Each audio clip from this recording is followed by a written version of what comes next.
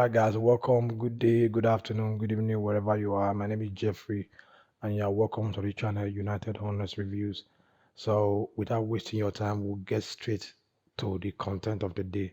Before then, hit that subscribe button and press that notification bell to get more reviews. So, all right, talking about the match between United and West Ham. Well, I was disappointed, watching the match in some areas, not in all areas, and I I really found some positive things I want to talk about today.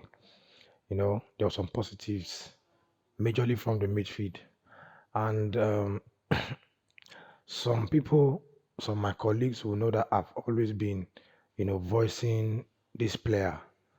He's I feel, and from his play, you don't need a soothsayer to tell you that he's a baller.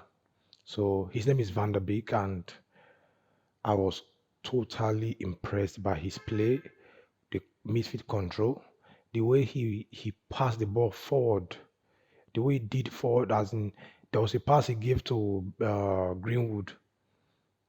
Those type of passes. Those are the parts we don't get from Fred and McTominay.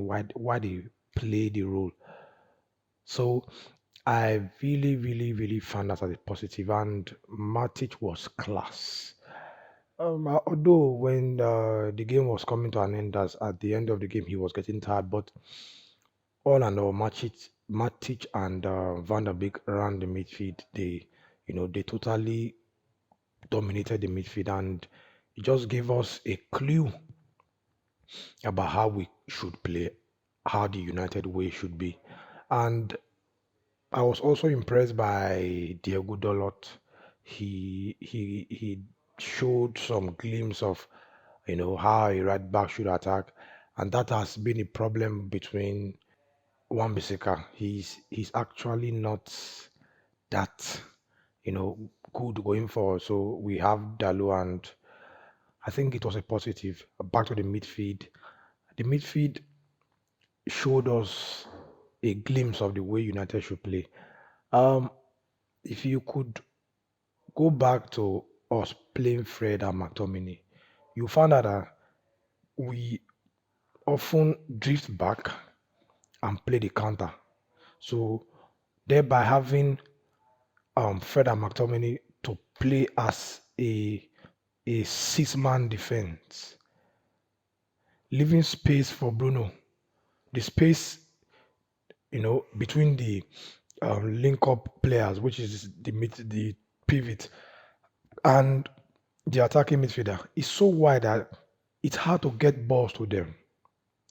So, but the way Van der Beek and Matic played the role, you could see that Matic sat deeper, Van der Beek pushed a little bit, and they were giving forward passes.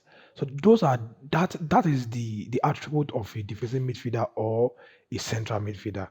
I don't know what Van der Beek has to do to make Solskjaer, or I don't know what Solskjaer thinks in his mind. I don't know what the coach is telling him. I don't know what Carrick and the rest tell him, but we the fans could see that Van der Beek is the way forward. At the weekend, he will still go back to McFred, but whichever way he wants to see it, there's no way forward with Fred and McTominay. And now that we've bought Varane, we have a good midfield pivot, defensive pivot. So what we need right now is people who could pass the ball. Like in Chelsea, some people talk about Van der Beek not having the physicality. For Christ's sake, Giorgio is a defensive midfielder in Chelsea, and he doesn't have that physicality. Some people get this rule wrong. I think I should buttress on it. A defensive midfielder is someone that links up the attacking midfield. Is the link up play between the defense and the midfield. The defense, he picks ball from the defender and take it to the attacking midfielder or the central midfielder. So you don't need the person to be all physical, But fine, having a physical person there is okay. But the first thing first is someone who could link up the play. So Fred can make those kind of passes. McTominay, they're all about sideways and sideways. So I feel that that midfield of Van der Beek, Pogba, and Bruno would be our best midfield trio. Would win titles with that midfield. And also Sancho, I want to talk about Sancho a little. Sancho is, he showed us a glimpse of what he could do in the second half against West Ham, and I believe that he shouldn't be a second team player. Which Soldier is trying to make him be. Should be a first team player. And also Masha, we talked about Masha. Masha is not gone, it's not dead.